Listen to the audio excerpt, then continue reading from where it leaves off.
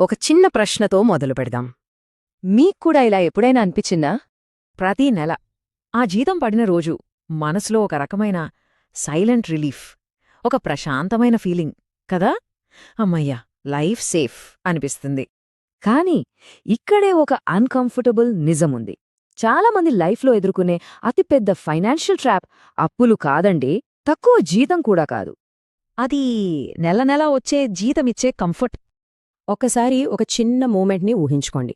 Office, సాయంత్రం 7 గంటల సమయం. ల్యాప్టాప్ క్లోజ్ చేశారు. టీం అంతా మెల్లగా ఆఫీస్ నుంచి బయటకు వెళ్తోంది. సరిగ్గా అప్పుడే రవి ఫోన్ వైబ్రేట్ అయింది. చూస్తే బ్యాంక్ నుంచి నోటిఫికేషన్, శాలరీ క్రెడిటెడ్. రవి ఆ ఫోన్ స్క్రీన్ చూసి చిన్నగా నవ్వాడు. ఒక లోతైన శ్వాస తీసుకున్నాడు. మనసులో అనుకున్నాడు, ఓకే, ఈ నెల కూడా సేఫ్. సేఫ్? నిజంగా అది సేఫేనా? ఇది చాలా చాలా కామన్ సీన్ కదా. ఇండియాలో కోట్లాది మంది ఉద్యోగులు ప్రతి నెల ఇదే మూమెంట్ని ఎక్స్పీరియన్స్ చేస్తారు. ఆ శాలరీ నోటిఫికేషన్, ఆ రిలీఫ్ అంతా నార్మల్ లైఫ్. కానీ అసలు సమస్య జీతంలో లేదు. సమస్య ఆ జీతమిచ్చే కంఫర్ట్లో ఉంది. సరే, ఇప్పుడు మరో సీన్ ఊహించుకుందాం. ఒక ఏటీఎం దగ్గర ఓ మిడిల్ ఏజ్డ్ ఎంప్లాయీ నిలబడి ఉన్నాడు. కార్డ్ ఇన్సర్ట్ చేశాడు, పిన్ ఎంటర్ చేశాడు, క్యాష్ బయటకొచ్చింది. ఏటీఎం రిసీప్ట్ చేతిలోకి తీసుకున్నాడు. ఆయన ఆ నంబర్ వైపు చూస్తున్నాడు. 20 ఏళ్ల ఉద్యోగం, 20 ఏళ్ల జీతం, 20 ఏళ్ల రొటీన్. కాని సడన్గా ఆయన మనసులో ఒక నిశ్శబ్దమైన ఆలోచన.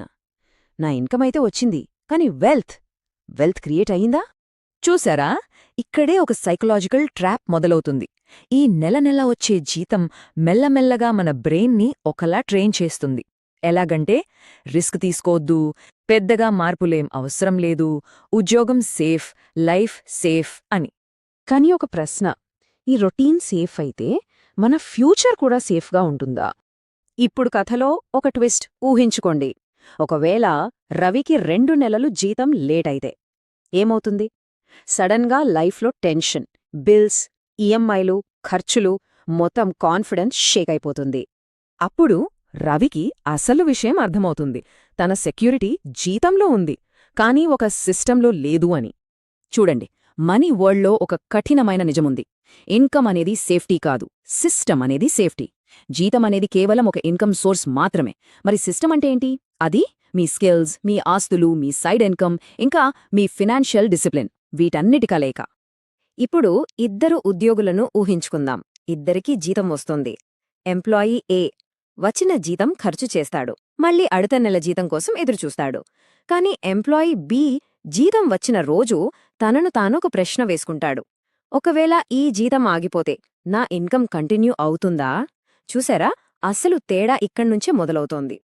కొన్ని నిజాలు వినడానికి ఇబ్బందిగా ఉంటాయి, కాని అవే లైఫ్ని మార్చేస్తాయి. ఈ లైన్ గుర్తుపెట్టుకోండి. జీతం కంఫర్ట్నిస్తుంది, కాని సిస్టమ్స్ ఫ్రీడమ్ని ఇస్తాయి. ఇంకో లైన్ కూడా గుర్తుంచుకోండి. ఇన్కమ్ సంపాదించడం అనేది కేవలం సర్వైవల్, కానీ ఒక సిస్టమ్ని నిర్మించుకోవడం, అదే అసలైన ఫ్రీడమ్. సో మనం అడగాల్సిన అసలైన ప్రశ్న ఇది కాదు, నా జీతం ఎంత అని. అసలైన ప్రశ్న ఇది, ఒకవేళ నా జీతం ఆగిపోతే నా ఇన్కమ్ సర్వైవ్ అవుతుందా? ఒకవేళ ఈ ప్రశ్న మిమ్మల్ని ఇబ్బంది పెడుతుంటే కంగ్రాచ్యులేషన్స్, దాన్నే ఫినాన్షియల్ అవేకెనింగ్ అంటారు. డబ్బు విషయంలో మనం చేసే డేంజరస్ తప్పులు ఎప్పుడూ పెద్ద పెద్ద తప్పులు కావు. చాలాసార్లు మనకు ఎంతో కంఫర్టబుల్గా అనిపించే చిన్న చిన్న అలవాట్లే. ఇక తర్వాతి ఎపిసోడ్లో మనం మాట్లాడుకోబోయేది సేవింగ్ మాత్రమే ఎందుకు సరిపోదు అనే దాని గురించి. ఇలాంటి మరిన్ని డీప్ మనీ సైకాలజీ స్టోరీస్ కావాలంటే ఫిన్ తెలుగు హబ్కి సబ్స్క్రైబ్ చేసుకోండి. ఎందుకంటే కొన్ని ఫైనాన్షియల్ నిజాలు ఆలస్యంగా తెలుసుకుంటే జీవితాంతం బాధపడాల్సి వస్తుంది.